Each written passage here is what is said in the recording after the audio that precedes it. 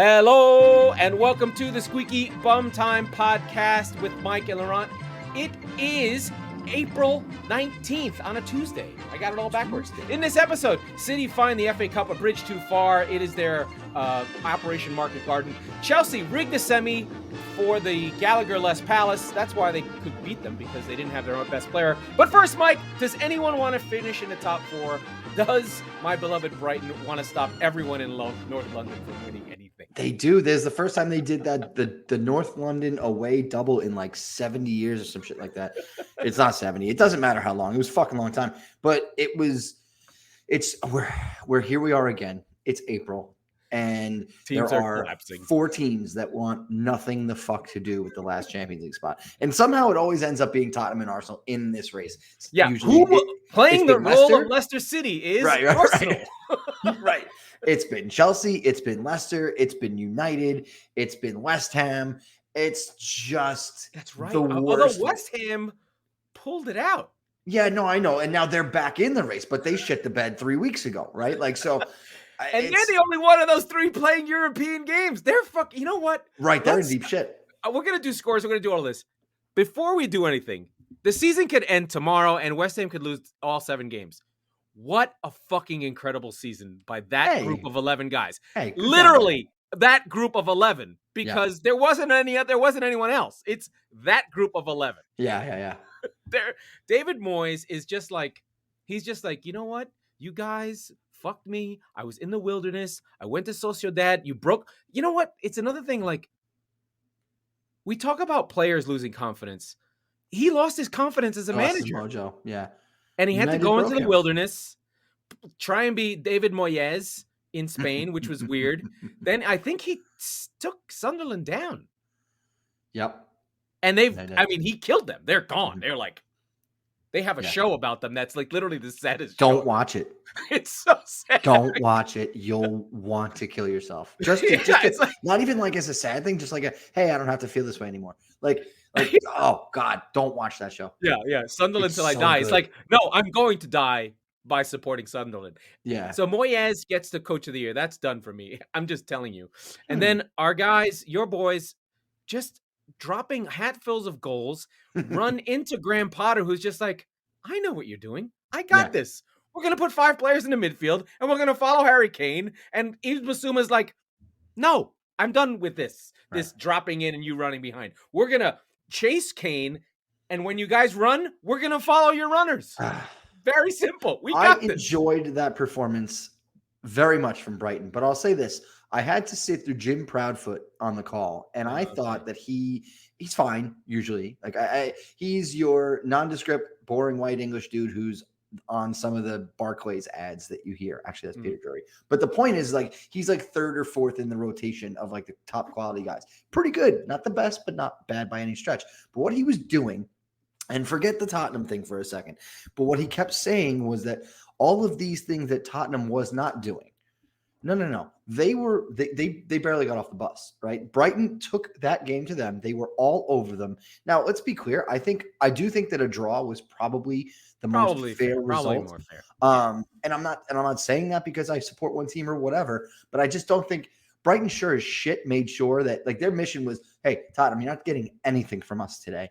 And they were on the front foot. They never really, it was like a passive press, if you will, right? Because there were times they played no strikers, no Mopé, no wipes. Right. But they went with the ever-present Trossard, who is a slick motherfucker. You got to watch it. Oh, yeah, no, absolutely. I thought if there was a team that deserved the win, it was Brighton. I thought that the rightful outcome was a draw.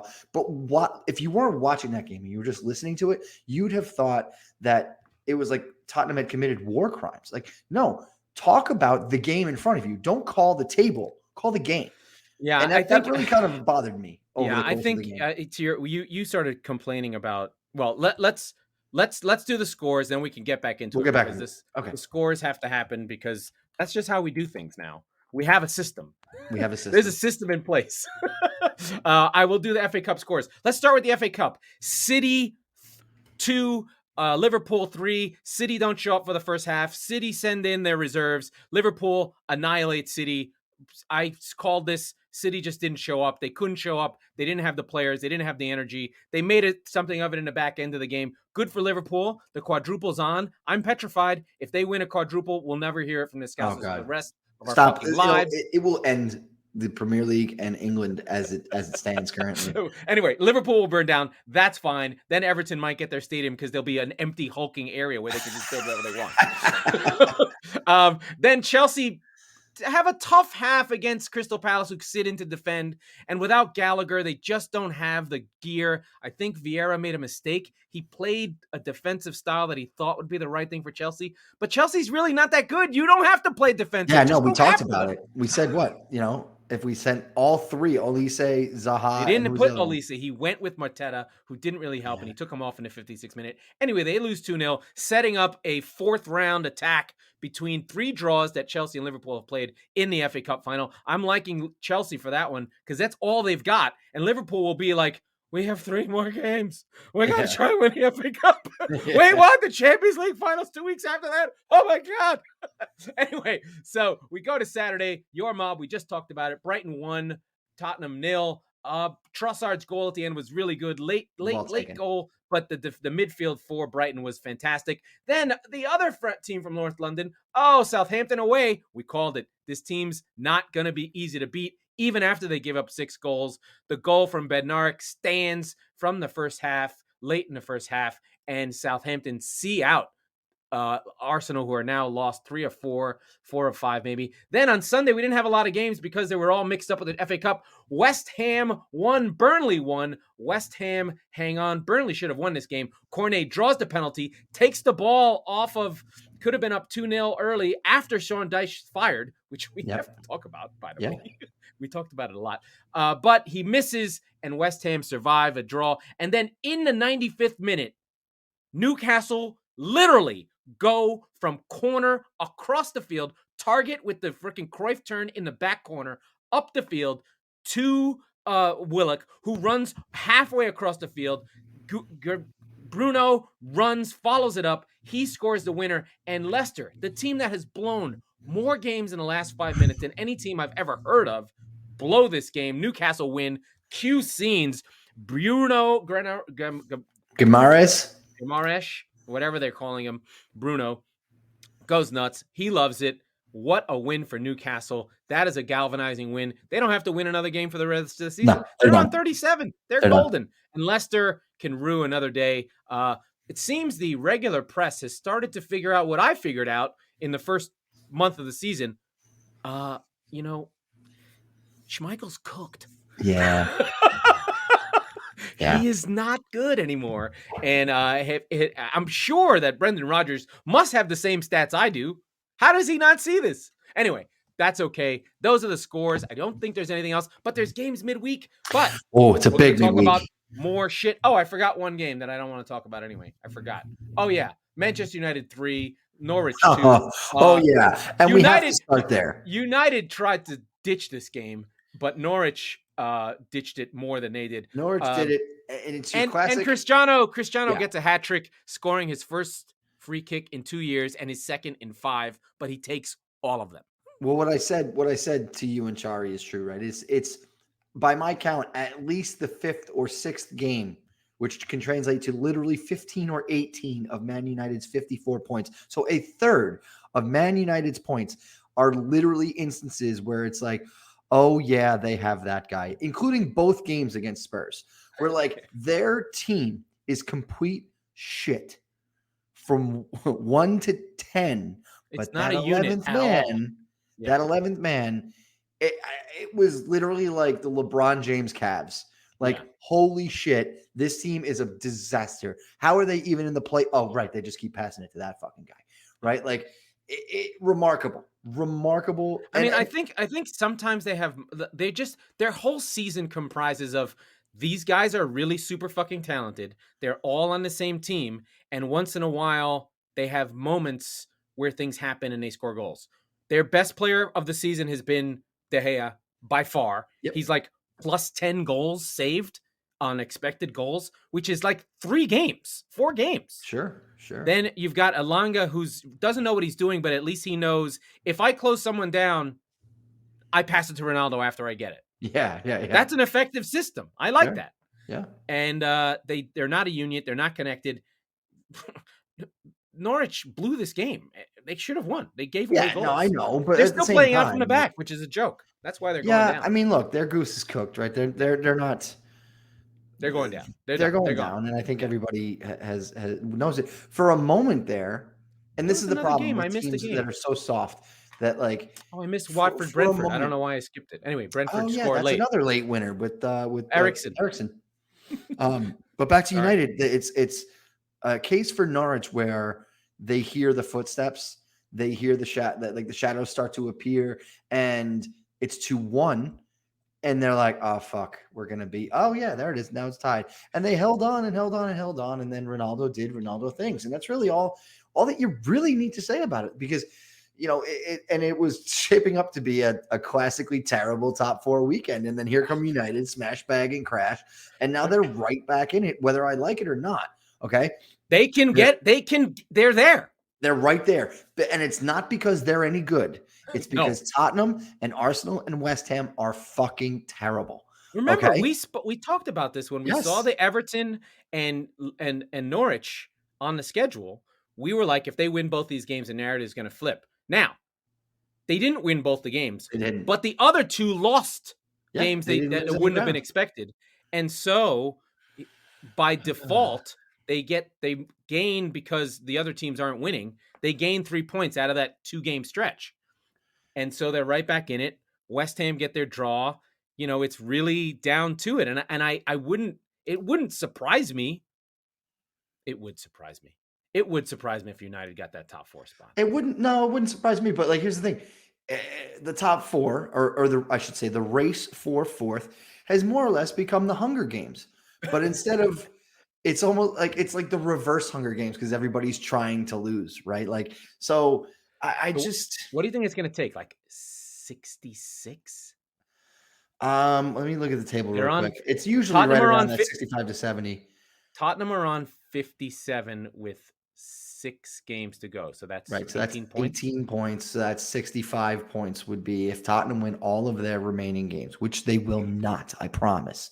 They would be on 76. It will take the first one to 62 is going to get it. I'm not saying 62 is the number, but whoever's first to that number. Well, isn't it really like 1.5 points per game would really get you there? Right. Yeah. Right. Yeah. So that's 9. So yeah. Not 62, 72. I meant to say 72. 72 would be a big number if they got to 72. They're on 1.75 points per game. They're at 57 now. So I said 65. I apologize. 75 is the maximum number of points that Tottenham can get. Right. They're not going to get to 75. I understand. It's going to be like 66, 67 will get it to you. So 10 points from their next 18. Yeah. That would be okay. Yeah. Yeah. I think it's closer to 70. I would say it's just under 70, maybe. Yeah. But yeah, I think that nonetheless, you're looking at a team that's going to have to go on least bad run. Now, Tottenham and United both have to play Arsenal. Arsenal have to play Chelsea, and actually, Arsenal have to play. Arsenal United, have to play Chelsea, all 3. It's in their hands. They just win those 3 games. They're in. Wow. The thing, in so much as it's in their hands, but is it? Like they're not winning those games. No, and speaking of, I think that's a good segue into one of the 2 major matchups of the week on Wednesday, Arsenal Chelsea, and I begrudgingly have to root for the Blues, and a number of my friends are already making a hell of a lot of fun of me for that. But I mean, at the same time, I think that they're going to blow this fucking game, and I think Arsenal's going to get at least a draw, because I know we don't agree on this, but no way. Arsenal's dropped 3 games in a row now, but the last 2, they played the opposition off the park, right? No, there's no way they are beating Chelsea without Thomas Partey. None. 0. And that's fair. That's fair. Chance. What I'll say is I think that Chelsea is going to be checked out from the Premier League. They've more or less got 3rd place sewn up. There's no real reason to be that excited about it. And additionally, where is Chelsea's schedule going after that? They've got Arsenal, West Ham, Well, they don't care. They're They- done. They're just waiting for the FA Cup final. Right. You know what? I did have in my back of my head that they were still in Champions League, which they are not. So maybe. No, So this they're is not. all they have now until the very end. That's all they've got. So we have talked. We talked Brighton. We haven't talked about Arsenal. Like you said, Arsenal really peppered Southampton. Southampton got their goal early, but it's hard to go, especially for Arsenal, to go to Southampton and score. And I think the narrative, if you talk to Arsenal fans, is their narrative is they're young, they can't really react. They're in TM, Squeaky Bum Time for their season. You know. They're having a hard time. They're not. Lacazette is supposed to be the veteran who's scoring goals, but he hasn't scored for eons. Nketiah's giving them nothing. And when those wingers don't score goals that look pretty, they don't have anything. And I don't know what's happening with Odegaard. I haven't watched them closely. Is he creating shots? Is he having to drop into the midfield because there's no one to make those transitions happen? Or he's afraid that Sambi Lokonga is going to get into trouble, so he's dropping deeper to defend. We know what you get from Xhaka, which is fuck all. And then their defense is injured. They don't have Tomiyasu. They're running with Suarez. They didn't have enough depth. And the Arsenal world is looking at January and saying, what the fuck happened? We lost Aubameyang. Now they're like, we don't have Aubameyang. We need him. I'm no, you didn't.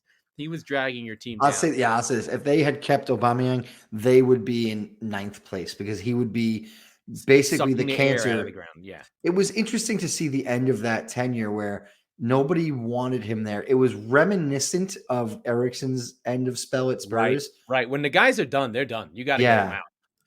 And that was the thing. Like the weird thing, the only difference in that parallel I just made is that like Eriksen was still the engine for Spurs, but he was doing it basically on a tryout basis. Like somebody come and fucking get me, please. Yeah. And that was basically the only reason he felt any drive to go farther after the Champions League final.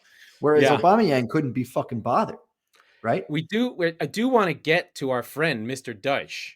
Mr. Sean Dyche, when we had our big Everton episode, when we were talking about whether Everton would go down, the only thing we called out on why Burnley would stay up was that they had Dyche. Yeah. And now they don't. They do get a draw. They probably could have won. And so now Everton get a huge shot in the arm because I do not believe in Frank Lampard. Frank Lampard is not a good coach.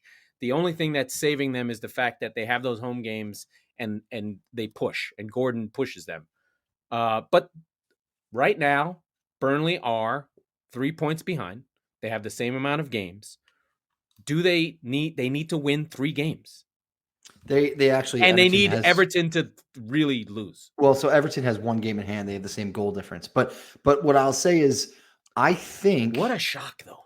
I looked at of course. I looked at Burnley's schedule before they had fired Sean Dyche. They still have Watford, I think. I don't. Yeah, that's the 1 game. But I'm like, I don't see it because they'll surprise everybody with a smash and grab and beat somebody they shouldn't. Fine. But I don't see them out footballing anybody on their schedule, including Watford. But now I don't know. It's up in the air. As a wild card. Yeah, they're sort of a wild card. So I like to think that they'll go for it, right? Because now, I mean, we've said this all year, go for a win every fucking time instead of playing passive and going for the draws. Yeah, those draws no longer help. Like these draws don't help you. Draws are a push, right? Right. Yeah, they needed to win that game. And maybe Cornet pushed it. But Southampton, Wolves, Watford away, Aston Villa. They have Aston Villa twice, home and away, which is weird. Right. And they have Spurs and Newcastle. Not an easy run, but it's not a lot of games. Like it's really getting. But you didn't say it aside from Spurs, anybody from the top 7, right? No. So it's teams that they will feel like they can beat. Yeah. I think the thing to remember is like Weghorst is like a 20-goal scorer. Like he's not a joke. They have him. They have like Cornet. If they open up the handbrake, maybe they just play completely differently. And who would be more surprised than that than the first few opponents? They're like, what the fuck is going on here? Yeah. Right? Like imagine scouting Burnley right now. You're like, no idea what's going to come out of that fucking. Now the problem is that can they do that? That's one question. They did lose Westwood. Apparently, All I heard was grizzly injury where guys were crying. I don't know what the injury was. No thanks. Maybe he broke his leg. That would be my guess. Yeah. That's usually where it comes from. But Southampton are hit and miss. You don't know what you're going to get. It's at home. You can beat Southampton. They can beat Southampton at night. Then Watford. That's 2. We're calling that 2. Can they get? Are they going to lose to Aston Villa twice? Well, wait a minute. If they have 2 wins, that means that they'll be one. Does Everton have a win in them, right? Because then that means that Everton have to have 1 win to be even on 31 points. So then you go down the stretches. I don't remember what the second tiebreaker is, but you're basically talking about a neck and neck race for that final safety spot, which is going to make the Everton awesome. have an also strange schedule. They have Leicester twice, but they also have Liverpool, Chelsea, Arsenal, Crystal Palace, and Brentford. But they do have the advantage of 3 home games. They have Chelsea at home, they have Brentford at home, and they have Palace at home. Right. I don't know where those teams are going to be at that point. They have the advantage, right? They've got the points, they've got the players, they have a lot of advantages, and now Burnley have the wild card advantage. They are exactly. I don't know what they are. They're probably they don't know what they are. Right. They don't score goals. I did not talk Watford. Watford are gone. Well, hold on. We can't go any further into the show without talking about the big game of the week, Liverpool and Manchester United. Yes. The 2 teams you hate more than ISIS. But is this a game? Is this the stage at Anfield for Cristiano Ronaldo, who, by the way, had some terrible news about a baby boy today, awful. And I feel horrible for him. Yeah. All the love to him and his wife. It was twins, right? And the girl survived. They lost one, yeah.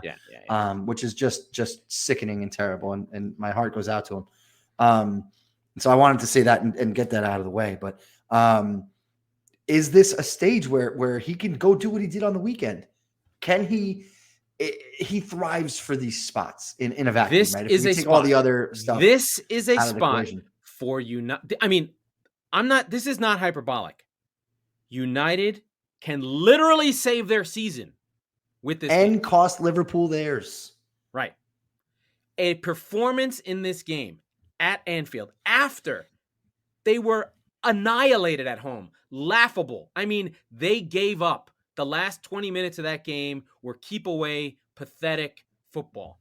Mm-hmm. If this club cannot get up for a destroying of Liverpool in Anfield, even a draw would be heroic. Yeah, absolutely. Right? A draw kills Liverpool at this point, weirdly, right? Mm-hmm. But that Liverpool saw their schedule, have 3 games a week, chose the FA Cup final, semifinal against City as a game to put the biggest dogs out. And we're like, oh, Tuesday's fine. We got that. Mm-hmm. If I'm United, I'm like, yeah, you got this?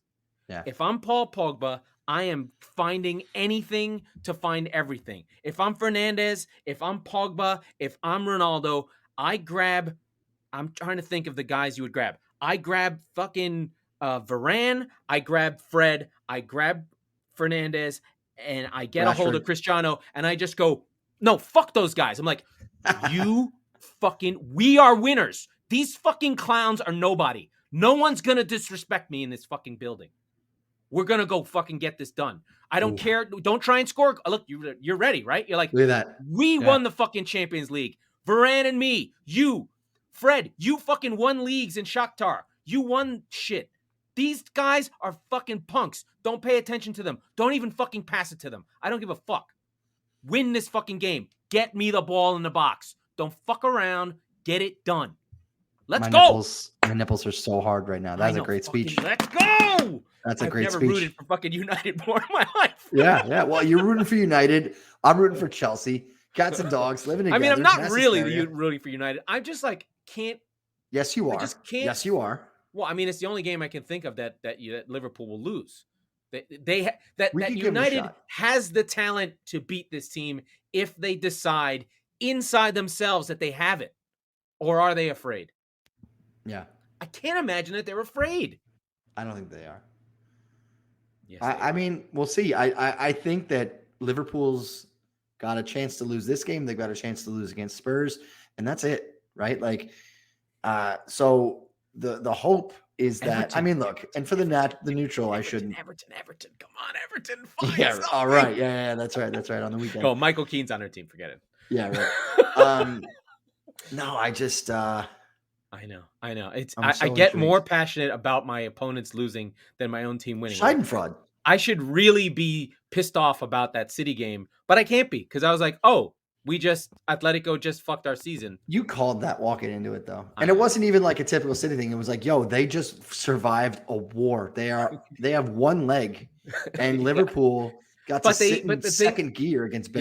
Yeah, the thing is that the first half they didn't show up. Like they took that feeling and were just like, oh yeah, we're defeated. Like I thought Fernandinho. I mean, Zinchenko. No, well, God love him and his country being war torn. They missed so many passes, and then Stefan. I mean, what the fuck? Yeah. I mean, this the less talked about that game, the better. Like that City came back at all was incredible. I did see that they made it too late, and I was like, oh, that's nice, but it never felt. Maybe it's because I talked to you before, but it never felt like it was a game that they had any chance at. No, and then do they bring on De Bruyne? No. Yeah. They bring in Mahrez at the 83rd minute to try and save him. Okay. All right. I think Pep has a lot of respect. I mean, I think Pep knew. He's like, we've won the FA Cup. This is a bridge too far. We can't get this game. We're just not doing it. They kind of gave it away, which kind of sucked, but I think ultimately they just don't have it. And weirdly, the weird thing is like this narrative of, oh, City don't have depth. I'm like, are you fucking kidding me? Yeah, right. All of a sudden they shift narratives like, oh, Liverpool have depth. City don't have depth. I'm like, we have depth. We just don't use it. It's just bizarre. These narratives are fucking hilarious. Like we were talking about Spurs loss and how Spursy. It's Spursy. I'm like, it'll be Spursy until it's not.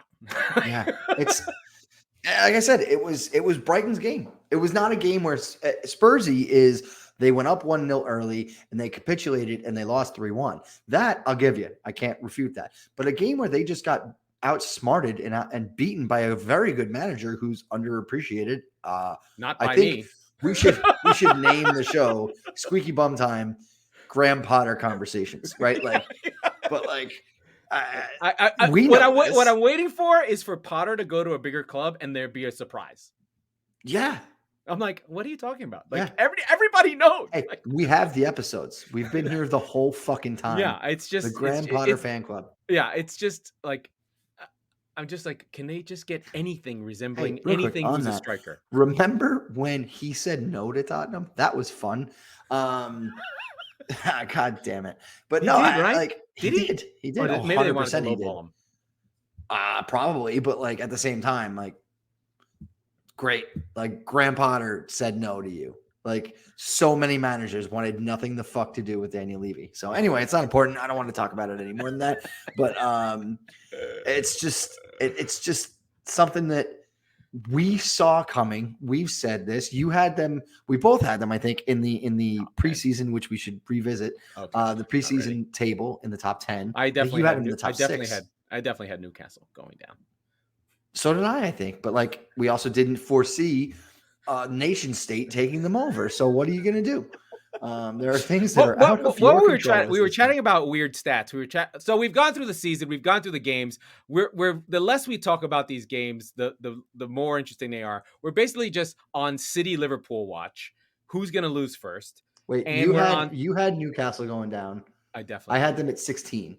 I had Burnley, Palace, and Watford, and you had Newcastle, Burnley, and Norwich. So we're probably going to both be 2 for 3.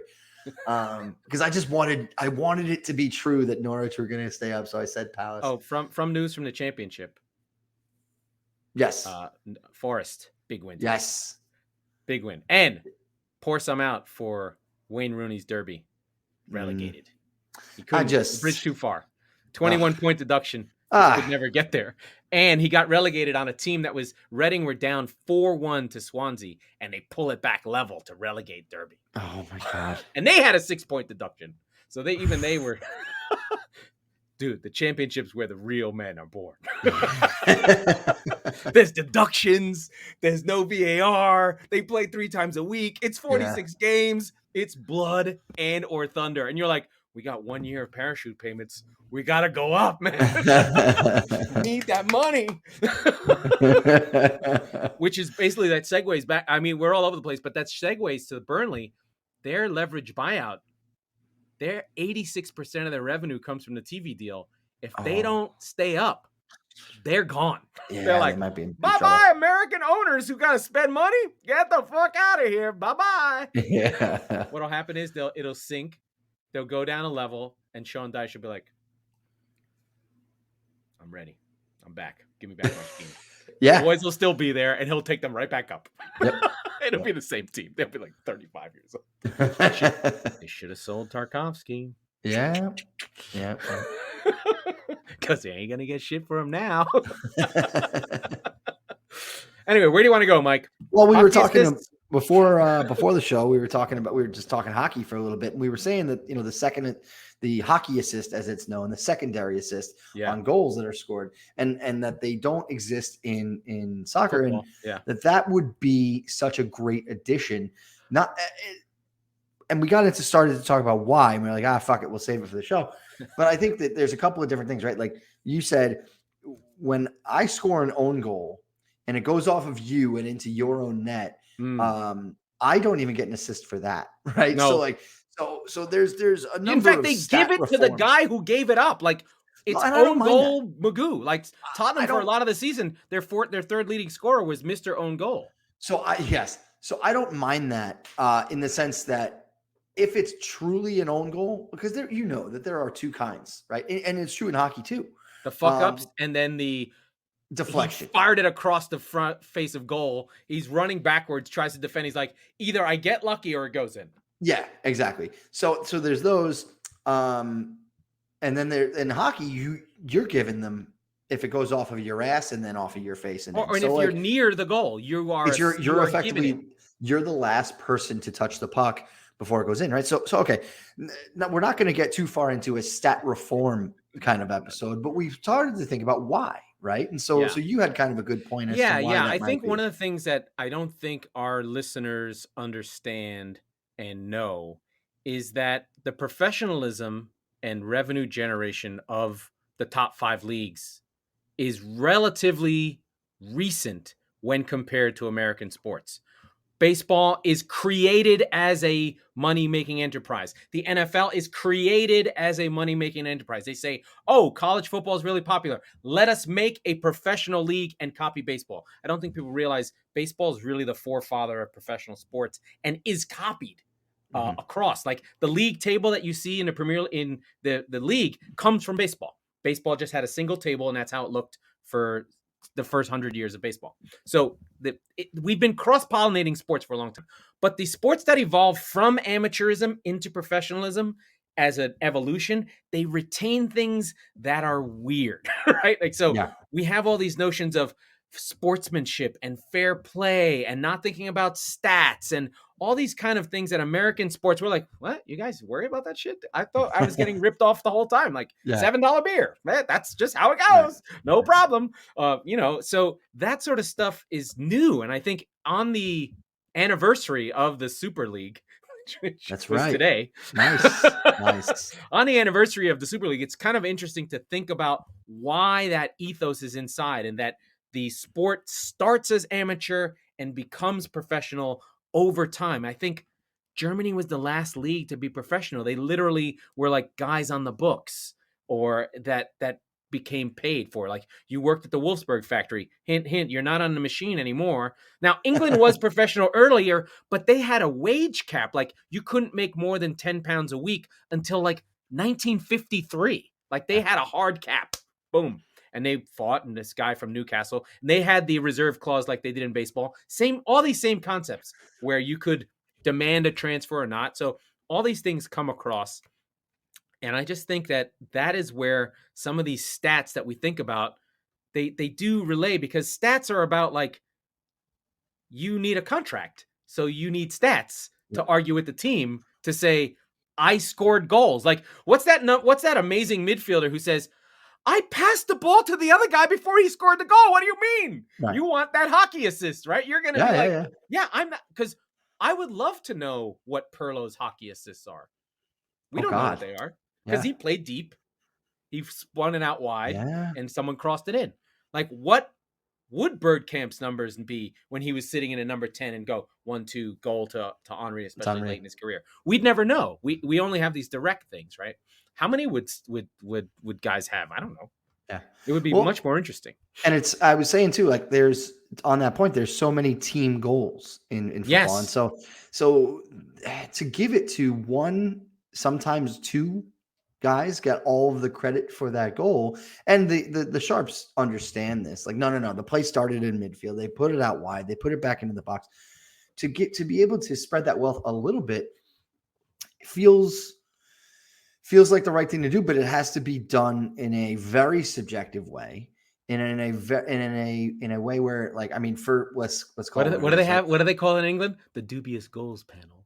Right. Because then realistically, I love the Duke. It's the greatest name for anything in the whole world. Sure, yeah. Well, let's pretend from the 50s until 10 years ago, the home ground, I guess, scorekeeper would be the one in charge of that. They're like, that guy definitely gets the second assist. So you would start to see an uptick in like the home team stats, right? Which, by the way, has been true a number of times. There's a reason why most of the professional leagues, at least in the US, and obviously the FA in England, have had to go to a model where it's like, whoa. You guys aren't in charge of this because it's your stadium. We're bringing people. It's a third-party company, StatSync, Opta. Exactly. Now they have third-party, yeah. Like, we'd be talking about, like, holding the clock so that Michigan State can get one extra play to beat Michigan in 2002. Like, that's the kind of shit we're talking about. Squeaky Bum Time was a real thing that Alex Ferguson got because he berated fourth officials to get those 30 seconds. Oh, well, that's I don't know how he did it. NBA. He fucking did it. Yeah. Right? He would just drive his team on to get that extra. And those 30 seconds make a difference, right? Especially, why is there extra time? It's Squeaky Bum Time. That's the name of the show. It's the real deal. By the way, we found out the story. It's actually not, it's a misquote from an AP writer, but I forgot the story. Oh. Squeaky Bum Time was not what he said. It was something else. Anyway, I find that stuff interesting. I find evolution. I was reading a book called Football Men from 1965, where this really good writer is writing about like guys from the 50s. He's writing about George Best hanging out, and like some of the stuff that they did in the 60s was like when they were apprentice, it was real. Like you stayed at some lady's house who was associated with the team. Yeah, and you were like a kid. Billet parents, I should say, or hosts. Yeah. Right. Yeah, I mean that happens all in Canadian junior hockey. That happens, right? Like, I mean, too. It's exciting. Well, yeah, but I mean, basically in any hockey city in the States and all of Canada, that's what happens. You have families who take in kids, 15, not even, probably 13 to 19, and they basically stay with them for the course of a year. Yeah, but here's the thing. That's the thing that's interesting, though. Like if you really sort of break it down, I wonder. The structure of hockey is probably more parallel to like all the teams in the UK. Like they could have pro rel in hockey over there easily. Oh right? Right. They could, because it goes way up and way down to low. Junior hockey's gigantic. There's a team in every town. Yeah. They have probably more parallels. But the problem is that the turnover, the player turnover is so fast, right? Like, so you can't really get away with it. Cause like, no player is on that team for more than 3 years ever. Really? Yeah. I mean, I don't know, it's probably untrue, but like, No, but I mean, just these sort of interesting structures. I think. Yeah. I think the way to think about it is, and we've talked about this a million times, is if the NFL, if college football had evolved into professional sports. Yeah. How would it be treated? How would people react to it if there was a professional Michigan?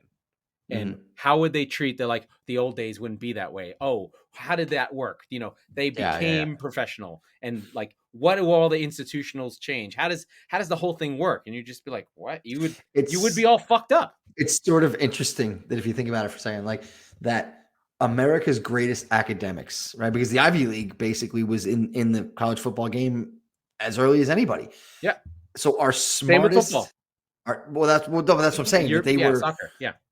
That our smartest our most wealthy institutions let the NFL happen right from under their noses. Right? They're like, we could have been that times 7 because there's that many more teams. Like, we didn't really want to. Whatever. Oh, it was the violence, right? It was they tried to ban it, right? Teddy Roosevelt said, no, we should keep this. Yeah. And it should be part of our, muscular Christianity. I love the sort of foment of professional sport, sort of post 1850s is amazing. The whole thing is just all of it, from rugby to football to, I think the Australians are the oldest professional league in like 1867. They start their rules. We have our rules. Canada has their rules, and then it sort of morphs into ours. That all these football codes are all happening at the same time, and they we coalesce around the Football Association around a northern rules from the Sheffield group, and they write the fucking rules down, and it expands from there. And it's this amazing thing that we're still talking about, still wondering what goes where and who did what. And the professionalism and the money is incredible. And I just want my team to win the league and not have Liverpool win it. Well, let's talk about that. More than You've anything. got Brighton now. I do have Brighton. I'm afraid. How do you feel about that? Yeah, you should. I'm afraid. So City are at home. The boys should be over their sort of like bridge too far moment. They had their Operation Market Garden, and Montgomery fucked it up. So we don't get the bridges in Eindhoven, and we don't end up in Berlin in the winter of 45. So that didn't happen. It's a bridge too far. I made 7 movie references. I just talked about the Germans. I talked about the British. The Polish did help with the boats, but it didn't go so well. Anyway, so I do think City will be fine. They're at home. I think Pep probably thinks the most like Potter. So he'll think that City are going to try and, fuck about and he'll think that Brighton are going to try and flood their midfield. The thing with Brighton is they'll play 4 systems in a half an hour. Like, they'll just move. And you're like, where the fuck are they going? Right. One thing that was noted about this game that I listened to a couple podcasts was that Cucurella was shithousing pretty good with your boys. Certainly was. And that team has a little bit of that, right? There's a little bit of Duncan Duffy. They get in there. And Basuma's a tough bastard, and Mwepu is a tough motherfucker. Like, these Mwepu's sneaky. And by the way, he should have been caught. He probably should have gotten a red twice in the first half for a second yellow. Got away with it. Got yanked off at halftime. But he's a guy, like, he has finish and bite unlike anybody else. Like, I know Trossard took the goal well, but Mwepu, when he gets the ball, scares you a little bit. And it's taken a while for him to get used to it. But you know what you have to think about is, like, this is a guy from fucking Zambia. There's like 3 of them, and he got out of there. Like, when you go look at a map where Zambia is, that shit is far, man. It's not like some English colony where there's a lot of immigrants, like Nigerians, that's fine. And Ghana, they have a lot of history with football where there's a lot of guys looking and whatever. When you're from fucking Southeast Africa, Zambia is out there. Like, how the fuck did he even get to be found? Yeah. And so I get a little bit of like, this guy's legit, sort of the same way Sonny is a little bit. Like, when you get those Korean players, you're like, if he's here, he must be fucking good. Otherwise, what the fuck is he doing here? Right? Yeah. So, Mwepu took time. And then I have Calcedo, who's 20, who's also a guy to watch. Brighton, just their big problem is they don't finish goals. As much as we like to think of, I think Mopé's spending too much time finishing with women and not finishing with goals. Hey. They miss penalties. They are in the top 3 in draws across all of Europe. So they're close, but they need Liam Delap. And I can't wait for City to fucking loan him there. And I can see, you haven't seen him. You haven't seen what he's like. I haven't really gotten to watch him. He hasn't played is the problem. He was on the Champions League squad, and I was hoping that he was going to play. He's basically Haaland. And what's going to suck is Dortmund is going to get him. And because the way Sancho went and the way, all these English players don't get a chance, he's going to go to Germany and just kick ass. He's that good. Anyway, You're running out of steam. Give me the cue, baby. All right, let's get out of here. That was the Squeaky Bum Time Podcast with Mike Salerno and Laurent Cortines. We are the football wing of the Chop Sports Network, and we are on Fine Hub. We love you people in the UK, you rat bastards. We record on Tuesdays and Fridays, so be sure to subscribe wherever you get your podcasts so you never miss an episode. And if you're listening on Apple or any other podcast platform, please rate and review the show. It makes a huge difference. And if you don't, we don't like you.